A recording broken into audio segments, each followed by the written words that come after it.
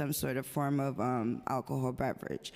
I've been stopped in the car and actually been held, and the reasons that they stopped us, at the time, they said they didn't tell us what we were being stopped for, but they asked to search the vehicle, and when they searched the vehicle, they found marijuana.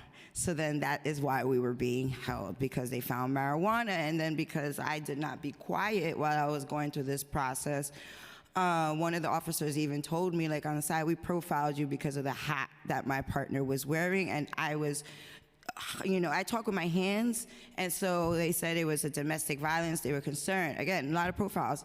Not too long ago, I witnessed a Latino man who spoke no English get stopped by plainclothes officers, and I spoke to the client, the person in Spanish, to ask him if he knew. The cops were telling me to mind my business.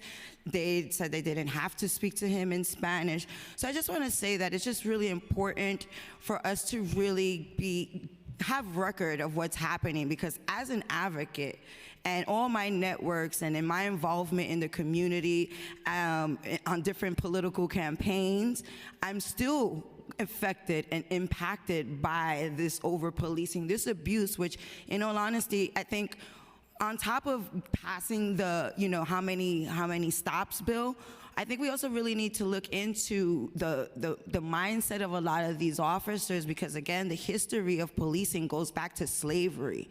And I don't think a lot of our officers, and maybe some of our legislators that were here defending a lot of them, maybe still be dealing with a lot of that racist slavery mentality, unfortunately. And again, the numbers don't lie, and I think it's going to be very important for the council and the state to have this information. And we have data, we have apps and a lot of technology that a lot of the burdensome things that the officers spoke about, that can be overlooked. And I'm going to end with this, because it's a burden to have to go to central booking, especially as a woman.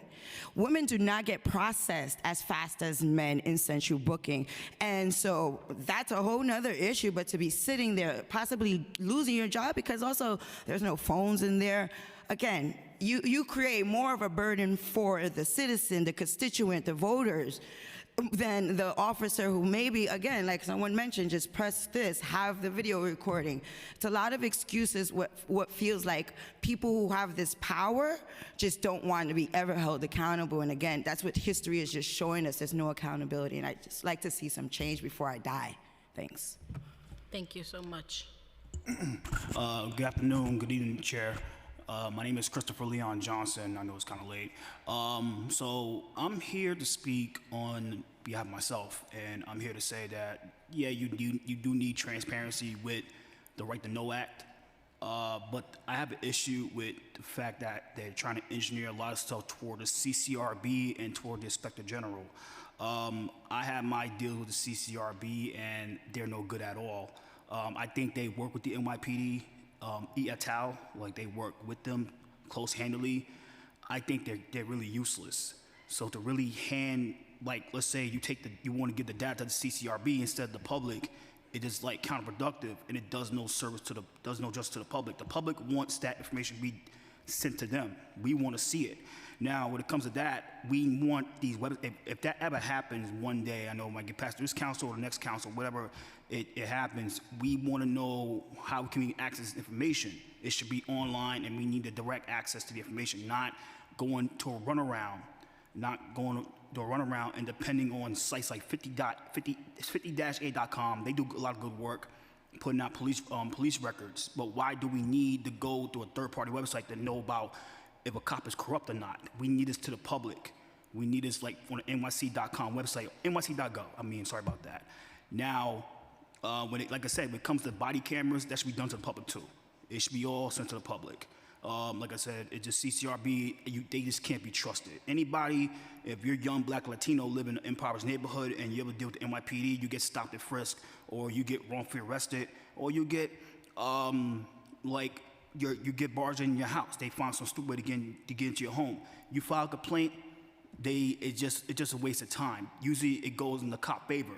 And majority of the time, all the CCRB can do is give recommendations. But When was really the last time the commissioner will ever say, oh, let's fire this cop because they messed up? That's really rare. So to be honest with you, this stuff got to get to the public. The public wants this stuff to the public, not to CCRB, not to Inspector General. The Inspector General, same thing. They work with the NYPD. There's just no point at all. So to end this off, you need the right to know. You need these bills to be passed and amended, but it should be steers more to the public, and the public needs to know about this, and especially the people that needs their hand to be held to access the information. They need to know more, especially the ones that have no computers and etc. The ones that have to literally go to these city agencies and get the information.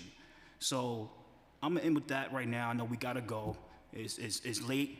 I know you gotta go too. I gotta go to an event in Brooklyn. So thank you guys. I appreciate it. You can cut it off. Thank you so Enjoy much your for day. coming Thank and you. for your testimony. Thank you. Thank you. Thank you both. Okay. Does anyone else in person want to testify or on the Zoom? Seeing nobody, Chair, you can now close it out. Thank you. This hearing is adjourned.